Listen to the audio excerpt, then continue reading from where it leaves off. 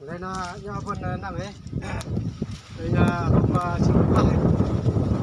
Chịu cái phải xong là ở lưng thay nâu tầm lưng. Tầm nó mềm có mềm hôm rồi xuống đó anh quả mềm. Hôm xuống nó đằng. Mình nát bắt ta xuống này.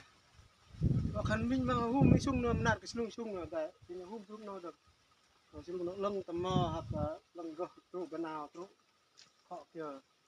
Nếu dọc sang dọc vang dọc lập cái bên chạy cho chàng chạy vang vòng bên chạy đi cái đạc nó mấy bên là láp bên là hôm láp bên mà lẹ mà mày cà phê chỉ lót cả nó mới chạy trong được cùng cái xịt cà bên nên nhà bên này ấy nhà hôm đó bên nhà nó trong trong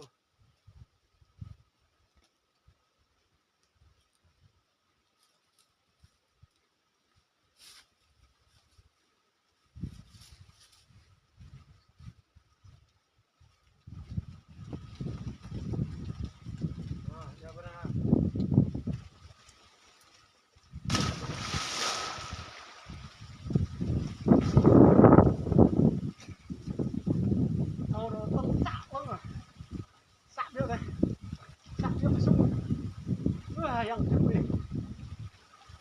chip fly hết rồi chút là xong rồi chip fly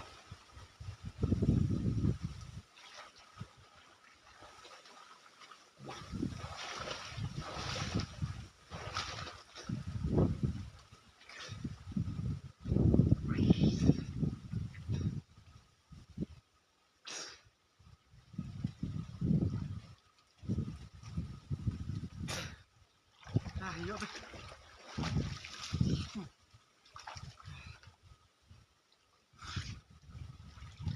vô đi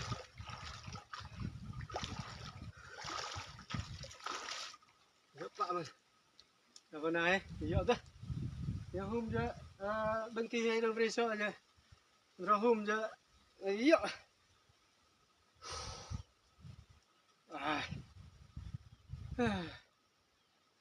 hôm mày hiu bạ vào đây ăn để đào hôm để kèo thì thu để mì pro để đào tạo lưng vào đây ăn này nhiều đấy con nghe bên hri này giờ ở đó lạp cho hôm lạp hôm cho lạp cho ngon mơ vào đây ăn này nhà bên này đúng không ạ